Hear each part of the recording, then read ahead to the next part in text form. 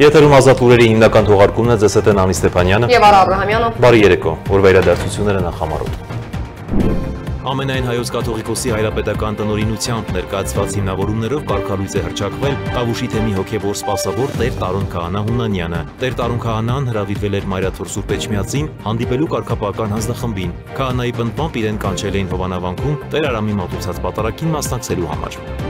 Ղազախական հացահատիկ տեղափոխող գնացքը Ադրբեջանից ուղևորվել է Հայաստան, այն մեկնել է Բալաջարի կայարանից։ Իսկ ռուսական ցորենով բռնված գնացքը անցնելով Ադրբեջանի եւ Վրաստանի տարածքով հասել է Հայաստան։ Ռուսաստանի փոխվարչապետ Ալեքսեյ Օվերչուկը անդրադարձել է Ադրբեջանի տարածքով Հայաստան ռուսական ցորենի ներկրմանը։ Կառավարության նիստից հետո Փաշինյանը լրագրողների հետ զրույցում անդրադարձել է Հայաստանի տարածքով Ադրբեջանի եւ Թուրքիայի միջև բեռների տարանցմանը եւ պատրաստակամություն հայտնել ապահովելու այն։ Գործադիրի ղեկավարը խոսել է նաեւ Ալիևի ավտոմեքենաներով ադրբեջանցիների Հայաստան գալու հայտարարության մասին։ 4 մանկապարտեզի կառուցման հիմնանորոգման աշխատանքների եւ 16 մանկապարտեզի գույքով ապահովման նպատակով կհատկացվի մոտ 1 միլիարդ 762 հազար դրամ։ Որոշման նախագիծը հավանության է արժանացել գործադիրի կողմից։ Կայացել է կառավարության հերթական նիստը։ Հայաստանի թվային քաղաքականություն, լայնաշերտ ինտերնետի հասանելիություն, տեխնոլոգիական առաջընթացի եւ ինտերնետային դիմակայության հիմնական մարտահրավերներ եւ զարգացման հնարավորություններ։ Այս հարցերն են քննարկվել այսօր Երևանում կայացած ինտերնետ կառավարման 10-րդ հոբելյանական համաժողովի ժամանակ։ Կոմիտասի Պողոտայի սննդի կետերից մեկում առավոտյան բռնկված հրդեհը ժամեր անց մարվել է։ Ներքին գործերի նախարարությունը ավելի վաղ հայտնել էր, որ Երևան City-ի շենքում հանրային սննդի կետում հրդեհի բռնկման մասին ահազանգ էին ստացել ժամը 11-ի սահմանում։ Սուպերմարկետն արդեն վերադարձել է իր բնականոն աշխատանքին։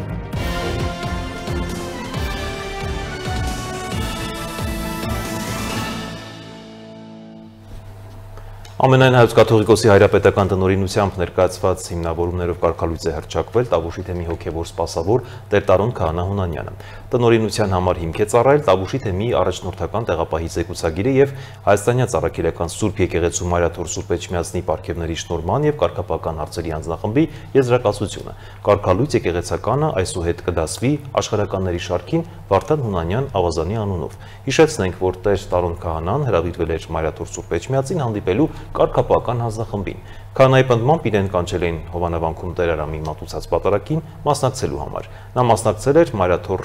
ներկայացել էր Մայրաթոր, սակայն հրաժարվել էր մասնակցել կարգապահական հանձնախմբի հրավիրած նիստին։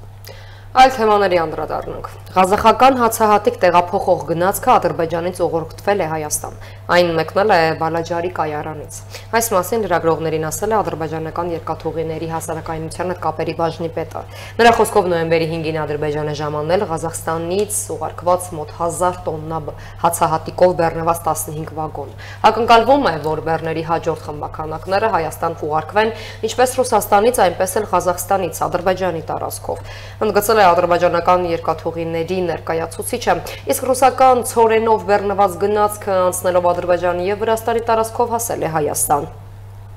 Մինչև 2026 թվականի հունվարի վերջ Ռուսաստանը եւս 132 վագոն ցորեն կուղարկի Հայաստան Ադրբեջանի նոր երկաթուղային ուղիով, նաեւ ուսումնասիրվում է այս երթուղով այլ բեռներ տեղափոխելու հնարավորություն, հայտարարել է Ռուսաստանի տրանսպորտի նախարարությունը, ընդգծելով սա Ադրբեջանի տարածքով Հայաստան բեռների փոխադրումն է 1990-ական թվականներից ի վեր։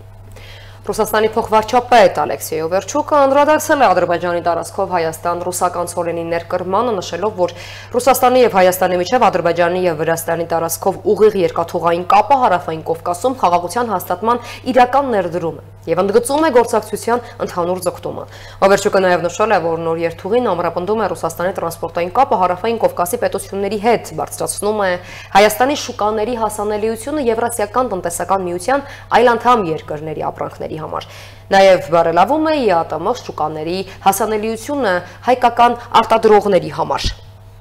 Ադրբեջանի տարածքով անցնող երթուղով հայկական բեռի փոխադրման անդրադարձել է նաև Հայաստանի կառավարությունը, նշելով, որ բեռնափոխադրումների սահմանափակումների վերացումը Ադրբեջանի կողմից կարևոր քայլ է տարածաշրջանային հաղորդակցությունների վերականգնման եւ տնտեսական գործակցության խթանման ուղղությամբ։ Գործադիրը շեշտել է, որ սա հանդիսանում է Վաշինգտոնում օգոստոսին ձեռք բերված պայմանավորվածությունների գործնական իրականացումներից մեկը, նպաստելով Հայաստանի ու Ադրբեջանի միջև խաղաղության հաստատմանը։ Կառավարությունից հետո վարչապետ Փաշինյանը լրագրողների հետ զրույցում անդրադարձել է Հայաստանի տարածքով Ադրբեջանի եւ Թուրքիայի միջև բեռների տարանցմանը եւ պատրաստակամություն հայտնել ապահովելու այն։ Գործադիրի ղեկավարը խոսել է նաեւ Ալիևի ավտոմեքենաներով ադրբեջանցիների Հայաստան գալու հայտարարության ներհայաստանյան զարգացումների մասին, տվել սպառիչ պատասխաններ։ Փաշինյանը լրագրողների հետ զրույցում վերահաստատեց Հայաստանի տարածքով Ադրբեջանի եւ Թուրքիայի միջև բեռների տարանցումն ապահովելու պատրաստակամությունը։ Ավելին, նրա խոսքով Երևանը պատրաստ է հենց այսօրվանից Մարգարայից Կորնիձոր երթուղով ապահովել Ադրբեջանից Թուրքիա եւ հակառակ ուղղությամբ բեռների տարանցումը։ Վարչապետը հիշեցնելով, որ այսօր Ռուսաստանի Դաշնությունն Ադրբեջան, Վրաստան, Հայաստան երկաթուղային երթուղով Հայաստանի Հանրապետություն է մուտք գործել հացահատիկի առաջին խմբականակը, նշեց, որ այն կարևոր ու պատմական իրադարձություն է։ Փաշինյանի տեղեկացմամբ սպասվում է ցորենի նոր խմբականակ Ղազախստանից կրկին Ադրբեջանի տարածքով։ Սպասվում է, որ հոսքերը սկսում են վերադասավորվել եւ Ադրբեջանով Հայաստան հասնելու համար եւ մինչդեռ Ղազախստանի ի սկզբանե նախատեսված շարժակազմը դեռ տեղ չի հասել, այսինքն մինչեւ հիմնական առիթ հանդիսացած շարժակազմը տեղ հասնի, դրանից առաջ ենթադրում եմ, որ գուցե թե էլի շարժակազմեր լինել, նկատի ունեմ իրավիճակը անդադ փոխվում է, որովհետև նորանոր հայտեր են առաջանում, հիմա պետք է նաև գործնականում պարզվի, թե արդյոք հակառակ ուղղությամբ էլ ապրանքներ ինչպես են հոսելու, այսինքն Հայաստանից, Վրաստանով, Ադրբեջանով դեպի Ռուսաստան կամ Ղազախստան կամ այլ երկրներ։ Վարչապետ Փաշինյանը նաև ողջունեց երկաթուղու հետ կապված Ռուսաստանի Դաշնության ակտիվությունը, նաև Օվերչուկի այն հայտարարությունը, թե առաջիկայում Ռուսաստանը եւս 132 վագոն ցորեն կարտահանի Հայաստան Ադրբեջանի տարածքով։ Ուզում եմ բոլորիս հիշեցնել, որ երբ որ օգոստոսի 8-ից հետո հնչում էին այդ փորձագիտական գնահատականներ, որ Ռուսաստանի համար սա նեգատիվ զարգացում էր, Իրանի Իսլամական Հանրապետության համար սա նեգատիվ զարգացում էր, դիրքորոշում ինչ էր։ Մենք ասում ենք ոչ, այս որոշումը նպաստելու է այդ թվում Հայաստան-Ռուսաստան հարաբերությունների զարգացմանը եւ խորացմանը։ Եվ ձեր ասածը ընդամենը տեսեք 3 ամիս հետո մենք արդեն ունենք կոնկրետ զարգացումներ, 130 վագոն, մենք պատկերացնում ենք, չէ՞, 130 վագոնը քանի բեռնատար է։ Ես ողջունում եմ այդ ակտիվությունը եւ ուզում եմ ընդգծել, որ լիարժեք համապատասխանում է օգոստոսի 8-ից հետոյի զարգացումների մեր պատկերացումներին։ Փաշինյանն արձագանքեց նաև Ադրբեջանի նախագահի հայտարարություններն այն մասին, թե 20-րդ դարի սկզբին ցարական Ռուսաստանի հրատարակած քարտեզներում Հայաստանի ներկայիս տարածքի տեղանունների մեծ մասն ադրբեջանական ծագում ունեն։ Ասում են, որ Ադրբեջանի նախագահն ասել է չկա Սևան, կա Գյոյչա։ Մինչդեռ հնչել է հայտարարություն, որ ցարական ժամանակների քարտեզում Սևան չկա,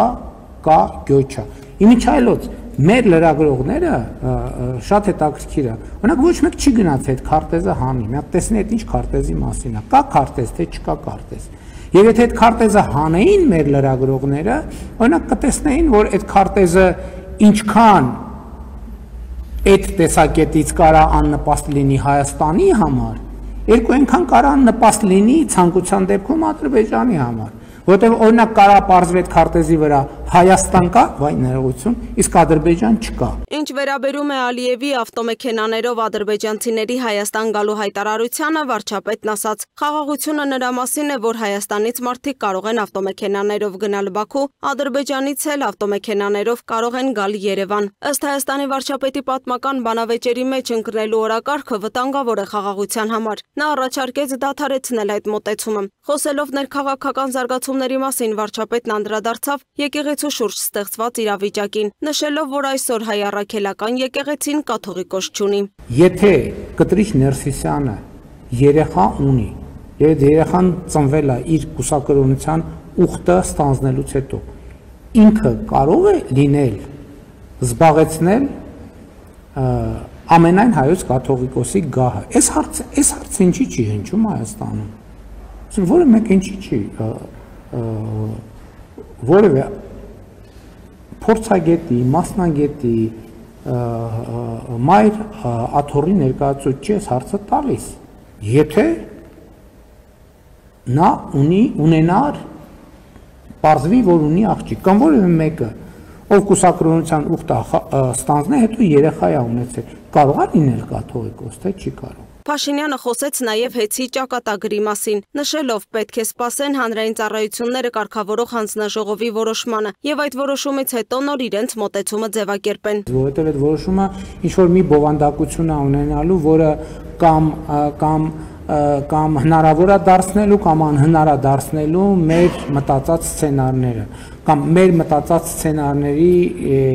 վրա որոշակի ազդեցություն է ունենալու։ Մենք կքննարկենք, այսինքն նախ սպասենք տեսնենք հանրային ծառայությունները կարգավորող հանձնաժողովը ինչ է որոշում, դրանից հետո կոնկրետացնենք։ Շարունակությունը, եթե ելնենք այն կանխավարկածից, որ հնարավոր է դառնալու, հարցածագելու ինչքան է գինը, գնից է կախված։ Իսկ գինը պետք է որոշվի համակողմանի վերլուծության արդյունքում։ Եթե դա կլինի տրամաբանական գին, ես ասել եմ, որ շատ լրջորեն կքննարկի, եթե դա շատ մեծ կլինի գինը եւ ակնհայտ կլինի, որ պետական բյուջեի միջոցներով մենք չենք կարող այդ ձեռքբերումը իրականացնել, դրանք երկրորդ սցենարով։ Ըստ նրա երկրորդ սցենարն այն է, որ մասնավորեցվում է միջազգային հեղինակություն ունեցող կազմակերպությանը, բայց կառավարությունը որոշակի ներկայություն է ունենում։ Լուսինե Գրիգորյան, Տիգրան Ղազարյան, Free News, Ազատ լուրեր։ 4 մանկապարտեզի կառուցման, հիմնանորոգման աշխատանքների և 16 մանկապարտեզի գույքով ապահովման նպատակով կհատկացվի մոտ 1 միլիարդ 762 հազար դրամ։ Որոշման նախագիծը հավանության է արժանացել գործադիրի այսօրվա նիստում։ Վարչապետը սակայն դժգոհություն է հայտնել կառավարության կողմից կառուցված և վերակառուցված դպրոցներին հատկացված նոր գույքերը չօգտագործելու առնչությամբ։ Կառավարության նիստի մանրամասները ներկայացվող տեսանյութում։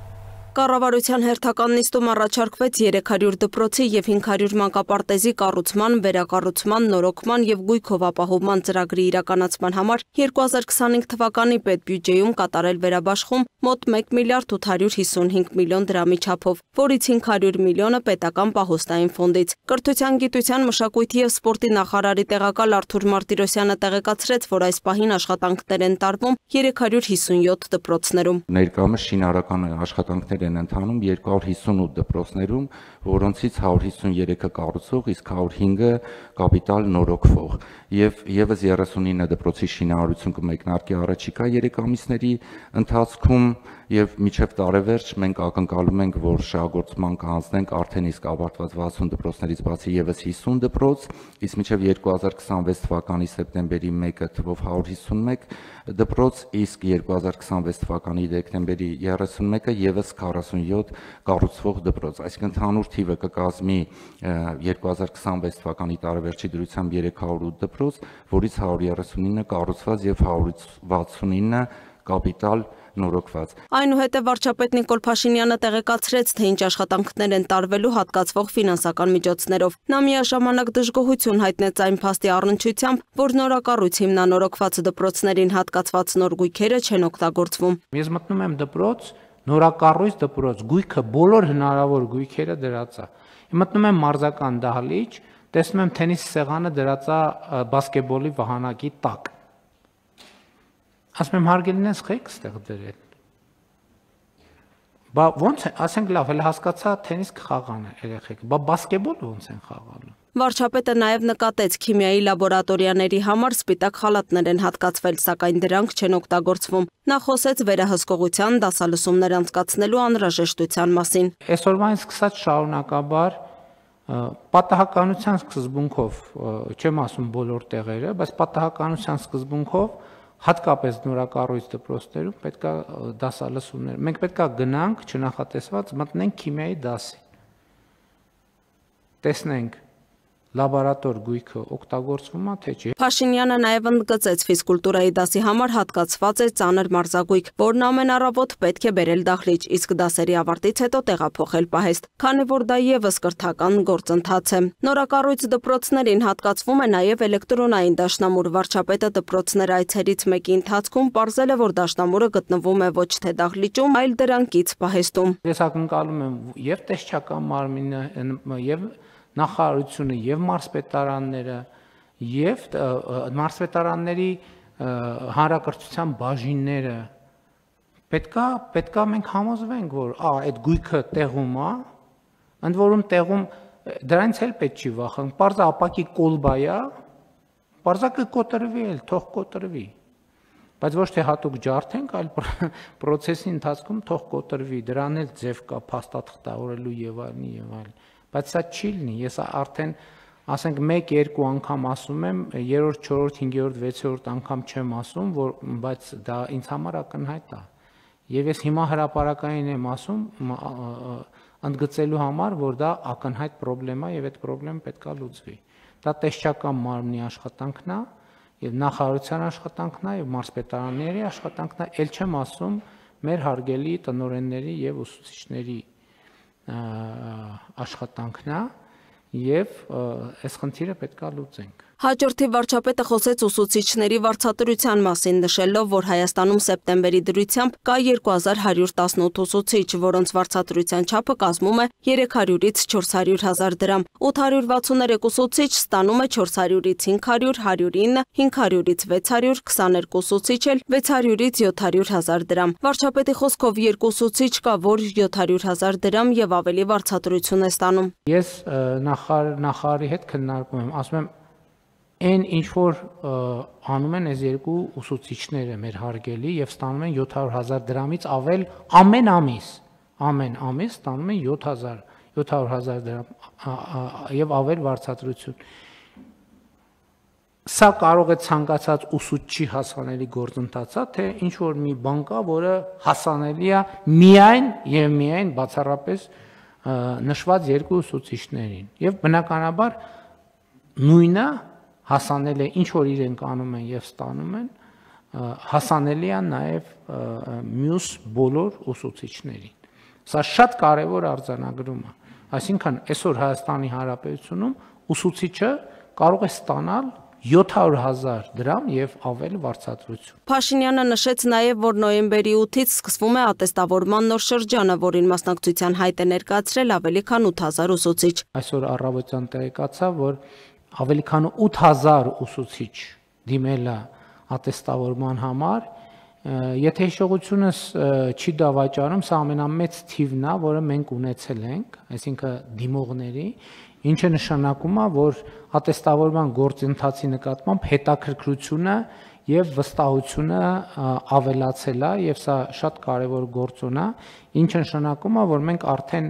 հունվարի կամ դեկտեմբերի արդյունքներով աշխատավարձերի այս սանդղակում կունենանք թարմացումներ եւ բոլոր ուղղություններով հույս ունեմ, որ բարձր աշխատավարձ ստացող ուսուցիչների թիվը կավելանա։ Այս համատեքստում Փաշինյանը նաև տեղեկացրեց, որ շարքային պայմանագրային 1559 զինծառայող էլ ստանում է 300-ից 400, 1156-ը 400-ից 500, 523-ը 500-ից 600 հազար դրամ վարձատրություն, 244 շարքային զինծառայող էլ 600-ից 700 հազար եւ 31 շարքային զինծառայող 700 հազար դրամ եւ ավելի վարձատրություն։ Ես հատուկ հետաքրքրվել եմ, արդյոք 700 հազար եւ ավել դրամ վարձատրություն ստացող զինվորի պայմանները հասանելի են նաեւ մնացած բոլոր ցանկացած այլ զինծառայողի։ Իհարկե պարզ է, չէ, խոսքը զորատեսակի մասին է, ատեստավորման արդյունքների մասին է եւ այլն եւ այդպես շարունակ։ Եվ սա նույնպես հասանելի է ցանկացած զինծառայողի։ Անկանխիկ եղանակով առևտրի խթանման վերաբերյալ հարցի քննարկման ժամանակ էլ վարչապետ Փաշինյանը հանձնարարեց բոլոր թոշակառուներին թոշակը տրամադրել բացառապես անկանխիկ եղանակով։ Նա նկատեց, որ ներկայում 75 տարեկանից բարձր տարիքի անձինք թոշակը ստանում են կանխիկ եղանակով։ Բոլոր թոշակառուներն կբերեք 2 շաբաթ ժամանակ։ Բոլոր թոշակառուները թոշակը ստանում են միայն էլեկտրոնային եղանակով։ Լուսինե Գրիգորյան, Free News, Ազատ լուրեր։ Երևանում կայացել է ինտերնետ կառավարման 10-րդ հոբելյանական համաժողովը, որի ընթացքում քննարկվել են Հայաստանի թվային քաղաքականության, լայնաշերտ ինտերնետի հասանելիության, տեխնոլոգիական առաջընթացի եւ ինտերնետային դիմակայության հիմնական մարտահրավերներին ու զարգացման հնարավորություններին վերաբերող հարցեր։ Միջոցառմանը ներկա են եղել պետական կառույցների, մասնավոր հատվածի, ակադեմիական եւ տեխնիկական համայնքների, նաեւ միջազգային կազմակերպությունների ներկայացուցիչներ։ Ազգային ժողովի փոխնախագահ Հակոբ Արշակյանն իր ելույթում ընդգծել է, որ առաջիկա տարիներին արհեստական բանականությունը էապես կփոխի մարդկանց կենցաղը, ստեղծելով նոր հնարավորություններ եւ ազատ ժամանակ ինքնագործունեության համար։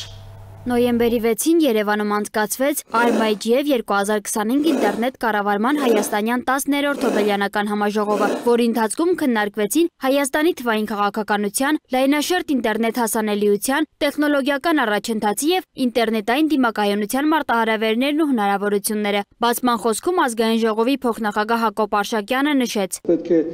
արձանագրել, որ ինտերնետը ընդհանրապես մարդկության ամբողջ կյանքը եւ կենցաղը փոխել է։ Եթե այն ժամանակ մենք առաջնորդվում էինք քարտեզներով, մարդիկ, ովքեր այս կամ այն երկիր էին այցելում, ստիպված էին գնալ գրասենյակներ, հերթեր կանգնել, ստանալ նույնիսկ վիզաներ, ավիատոմսեր գնել, հասնել տեղ, առնել այդ տեղանքի քարտեզը կողմնորոշվելու համար եւ այլն եւ այդպես շարունակ, այդ ամբողջ կարելի ասել ինդուստրիան ճանապարհորդության փոխվել է եւ այսօր այլևս երևի թե քարտեզները տպվում են արխիվների համար կամ իրավական միգուցե փաստաթղթերի համար, եթե դրանք թվայնացված չեն, եւ մարդիկ այլևս գործածում են իրենց հեռախոսները։ Արշակյանն անդրադարձավ նաեւ արհեստական բանականության ի հայտ գալուն, նշելով դրա առկայությունն առաջիկայում անճանաչելիորեն կփոխի մարդկանց կենցաղը։ Մենք առաջիկայում ականատես ենք լինելու, որ այլևս այդ կենցաղային հոգսերը հոգալու են մարդանման ռոբոտները, արհեստական բանականությամբ զինված եւ մարդիկ ունենալու են ավելի մեծ հնարավորություններ հոգատարությամբ դաստիարակելու իրենց երեխաներին, զբաղվելու նրանով, ինչը իրենք ավելի շատ են սիրում, այլ ոչ թե ստիպված են անել։ Մարդիկ իրենց կենցաղային հոգսերից ավելի ազատ են դառնալու։ Ըստ ազգային ժողովի նախագահի տեղեկատվական տեխնոլոգիաների զարգացումը հնարավորություն կտա, որ մարդիկ հետագայում զբաղվեն իրենց սիրելի գործերով եւ ունենան ավելի շատ ազատ ժամանակ։ Մարդիկ ավելի շատ զբաղվելու են կրթությամբ, գիտությամբ, ստեղծարար աշխատանքով, իրենց սիրած գործով, երեխաների դաստիարակությամբ։ Եվ սա անխուսափելի է։ ICANN Եվրոպայի կառավարիչ տնօրեն Քրիստոֆեր Մոնդինին էլ ելույթում նշեց, որ այսօր ինտերնետը միավորում է ավելի քան 5.5 միլիարդ մարդ եւ այն դարձել է համատեղ ջանքերի արդյունք։ Մարդիկ ինտերնետի մասին խոսում են մեծ ոգևորությամբ, բայց դրա ամենակարևոր մասը գործակցությունն է։ Դա անհատների, ընկերությունների, ակադեմիական շրջանակների եւ տեխնիկական մասնագետների միավորումն է ընդհանուր նպատակի շուրջ։ Ես տեսնում եմ, որ Հայաստանում կան փորձառու մասնագետներ եւ երիտասարդ ծրագրավորողներ, որոնք պատրաստ են ներդրում ունենալ համաշխարհային թվային զարգացման Մոլդինին ընդգծեց նաև հայկական այբուբենի եւ լեզվի ներկայությունը ինտերնետ դոմենային համակարգում, որպես ազգային ինքնության պահպանման կարևոր բաղադրիչ։ RMIGF 2025-ը եւս մեկ անգամ հաստատեց Հայաստանի հանձնառությունը թվային զարգացման, ինտերնետային ազատության եւ տեխնոլոգիական անկախության ուղղությամբ։ Ինտերնետ հանրություն հասարակական կազմակերպության խորհրդի փոխնախագահ Քրիստինե Հակոբյանն էլ նշեց. Լայնաշերտ ինտերնետի տարածվածությունը մեր երկրում բավականին լավ մակարդակի վրա է դրված, բայց դրա հետ մեկտեղ կա բազմաթիվ անելիքներ, ինչը որ մենք փորձում ենք գտնենք, հայտնաբերենք, որը որ մեզ համապատասխանում է, հնարավոր է բովանդակային առումով օգտակար լինել եւ փորձում ենք օգտակար լինել։ Դա դասընթացներն են, դա համաժողովներն են, դրանք տարբեր շահառու ներգրավումն է, օրինակ ուսանողական համայնքին, դասախոսական ուսուցիչներին, անգամ անհատական գրադարանների հետ կապված ծրագրեր են անում թվայնացման եւ ընդհանուր փորձում ենք դիրքավորվել որպես թվայնացման գործընթացի մի մաս։ Ըստ բանախոսի ամբողջ աշխարհը ձգտում է ունենալ այլընտրանքային ինտերնետ կապ եւ այս մասով Հայաստանը եւս բացառություն չէ։ Հակոբյանը նշեց. Այդ հարցը ոչ միայն մեր կողմից է բարձրացվում, դա համընդհանուր խնդիր է, որը տարբեր կողմերում կարող եք դրա մասին լսել։ Խնդիրը նրանում է, որ երբ որ մի կապի վրա են հույս դնում, այսինքն այդ դեպքում հնարավոր է դրա խափանման արդյունքում ունենալ լուրջ խնդիրներ, հասանելիության նվազում եւ այլն։ Իսկ այս դեպքում, եթե մենք ունենանք այլընտրանքային մալուխային հնարավորություն, կապը կլինի անխափան։ Ինտերնետի հիմնական գաղափարներից մեկը անխափան լինելն է, անխափան, ապահով եւ հուսալի։ RMIGF 2025-ը հանդես եկավ որպես բազմակողմանի երկխոսության բաց հարթակ, որտեղ միավորվեցին պետական ու մասնավոր հատվածների ներկայացուցիչներ, տեխնիկական եւ ակադեմիական համայնքները, քաղաքացիական հասարակությունը եւ միջազգային կազմակերպությունները։ Քննարկման առանցքային թեմաներն էին թվային կառավարման եւ ենթակառուցվածքների զարգացումը, բովանդակության կարգավորման եւ անվտանգության մեխանիզմների կատարելագործումը, օգտատերերի իրավունքների եւ ինտերնետային ազատությունների հավասարակշռությունը, նաեւ Հայաստանի ինտերնետ անկախության ամրապնդումը։ Սոնա Գիշյան, Free News, Ազատ լուրեր։ Կոմիտասի Պողոտայի սննդի կետերից մեկում առավոտյան բռնկված հրդեհը ժամեր անց մարվել է, ՆԳՆ-ն ավելի վաղ հայտնել էր, որ Երևան City-ի շենքում Հանրային սննդի կետում հրդեհի բռնկման մասին ահազանգ էին ստացել ժամը 11-ի սահմանում եւ անմիջապես դեպքի վայր էին մեկնել 14 մարտական հաշվարկ, նաեւ ավտոսանդուղք եւ հերթապահ խմբեր հրդեհաշիջման եւ փրկարարական աշխատանքների կազմակերպման նպատակով։ Իդեպ Երևան City-ի Կոմիտասի մասնաճյուղն արդեն վերադարձել է իր բնականոն աշխատանքին։ Հրդեհի բռնկման պատճառներն այս պահին հայտնի չէ, կնշանակվի փորձաքննություն, որի արդյունքում էլ կպարզվի ամեն ինչ։ Այս մասին այսօր Կոմիտասի Պողոտայում Երևան City-ի շենքում Հանրային սննդի կետում բռնկված խոշոր հրդեհի վայրում լրագրողների հետ զրույցում նշեց փրկարար ծառայության պետ Կամո Ցուցուլյանը։ Հիմա ասեմ ձեզ, որ հրդեհը մեկուսացված է, իրականացում է հետհրդեհաշիջման աշխատանքներ։ Այս պահին բաց կրակ չկա, աշխատանքներ ենք տանում հրդեհի հետհրդեհաշիջման հետ կապված։ Ըստ Ցուցուլյանի հրդեհի օջախը գտնվել է KFC-ի տարածքում։ Վնասների եւ այրված տարածքի չափերի վերաբերյալ տվյալները կներկայացվեն հետագա ուսումնասիրություններից հետո։ Փրկարար ծառայության պետը ընդգծեց, որ այս պահին ամենակարևորն այն է, որ կանխվել է հրդեհի տարածումը։ Նա նաեւ հավելեց, որ շենքի մուտքն արգելափակված է։ Այս պահին արգելվում է շենքի տարածք մուտք գործելը, կավարտենք, քաղաքացիները ներս կմտնեն եւ իրանց վնասների վերաբերյալ կտեղեկացնեն։ Այս պահին արգելում են, որպեսզի մտնեն, մինչեւ չավարտենք, այս պահին հնարավորություն չկա ավարտից հետո։ Ավելի վաղ ներքին գործերի նախարարության մամուլի քարտուղար Նարեկ Սարգսյանը տեղեկացրել էր, որ հրդեհի բռնկման մասին ահազանգ են ստացել առավոտյան 11:08 եւ անմիջապես դեպքի վայր է մեկնել 14 մարտական հաշվարկ, նաեւ ավտոսանդուղք եւ հերթապահ խմբեր հրդեհաշիջման եւ փրկարարական աշխատանքների կազմակերպման նպատակով։ Այս պահին հայտարարվել է հրդեհի բարդության թիվ 3 կանչ, այս պահին աշխատում են այստեղ հրդեհաշիջման աշխատանքների ներգրաված են 14 մարտական հաշվարկ, հրդեհաշիջման աշխատանքները ինչպես տեսակ ղեկավարում է փրկարար ծառայության տնօրենը, այդ պահին քաղաքացիները տարհանվել են, մինչ հրշեջ փրկարարների ժամանելը արդեն սկսել է տարհանումը եւ այս պահի դրությամբ կարող եմ ասել, որ տուժածների վերաբերյալ դեռ տեղեկություններ չունենք։ Նարեկ Սարգսյանի խոսքով հրդեհաշիջման աշխատանքները շարունակվում են, իսկ պատճառների մասին խոսելն այժմ վաղ է։ Ինչ վերաբերում է լուրերին, թե դեպքի վայրից քաղաքացի է բերման ենթարկվել, ներքին գործերի նախարարության մամուլի քարտուղարը նշել է, որ որևէ մեկը բերման չի ենթարկվել, քաղաքացին ոչ ադեկվատ վարքագիծ է դրսևորել, ինչի համար հեռացվել է դեպքի վայրից։ Իսկ KFC-ի սննդի կենտրոնի տնօրեն Լեոնիդ Մաթևոսյանն էլ նշել է, որ հրդեհը բռնկվել է շենքի արտաքին հատվածից, սակայն պատճառներն այժմ անհայտ են։ Աշխատակիցները բոլորը ունեն ընթացակարգ, տեղում ոսանքազրկել են եւ լքել են տարածքը։ Միայն պատմի պատասխանատու աշխատակից էլ փորձել է կրակը մարի, բայց արդեն տեսել է, որ հնարավոր չի, այդ ընթացքում է զանգվել է 911 ծառայություն։ Ինչ վերաբերում է մասնաճյուղի աշխատակիցներին աշխատանքով ապահովելուն, տնօրենը նշել է. Աշխատակիցների համար անհոգ եղեք, ընկերությունը միշտ աշխատակիցների բոլոր աշխատակիցների հոգսերը վերցնում է իր վրա եւ ոչ մի աշխատակից անգործ չի մնա։ Ըստ նախնական տվյալների մեկ տուժած հոսպիտալացվել է բժշկական կենտրոն։ Ավելի վաղ էլ հայտնի էր դարձել, որ երկու փրկարարի մոտ էլ ծխի հետևանքով ինքնազգացողության վատթարացում էր նկատվել եւ նրանք տեղում առաջին բուժօգնություն էին ստացել։ Սոնա Գիշյան, Free News, Ազատ լուրեր։ Ձերբակալվել է քրեական աստիճանակարգության բարձրագույն կարգավիճակ ունեցող անձ Գևորգ Մելիքյանը, որը առավել հայտնի է որպես Օշականի Գևորգ։ Նշված անձը տեղեկանալով, որ Հայաստանի քաղաքացի հիման Ռասուսանի Դաշնությունում ծավալած գործունեության ընթացքում մեծ գումարներ է վաստակել, նրանից պահանջել է 250,000 ԱՄՆ գումարի չափով անօրինական օգուտ։ ՀՄԻ քույրը դիմել է քրեական աստիճանակարգության բարձրագույն կարգավիճակ ունեցող այլ անձի ՍՀ-ին, որը ստանձնել է խնդրի լուծումը։ Վերջինիս եւ Մելիքյանի միջև պայմանավորվածություն է ձեռք բերվել պահանջված գումարի փոխարեն առավել նվազ 66,000 ԱՄՆ համարժեք դրամ վճարել, շուրջ, որը տուժողը փոխանցել է Գևորգ Մելիքյանին։ Վերջինիս եւ ՍՀ-ի նկատմամբ հարուցվել է հանրային քրեական հետապնդում։ Նախաքննությունը շարունակվում է, հայտնել են քննչական կոմիտեից։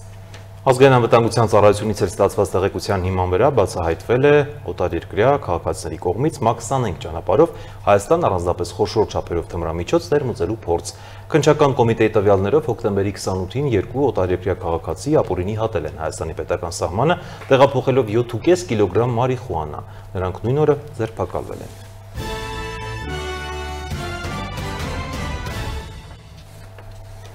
Շարունակում ենք թողարկումը, Եվրամիությունը պատրաստվում է խստացնել դաշինքի տարածք ռուսաստանցիների մուտքի սահմանափակումները, ըստ էության դադարեցնելով բազմակի օգտագործման շենգենյան վիզաների տրամադրումը։ Որոշումը կարող է կայացնել արդեն այս շաբաթ, դրա հաստատման դեպքում Ռուսաստանի քաղաքացիները կկարողանան միայն միանգամյա մուտքի վիզաներ ստանալ, բացառությամբ մարդասիրական նշանակություն ունեցող դեպքերի։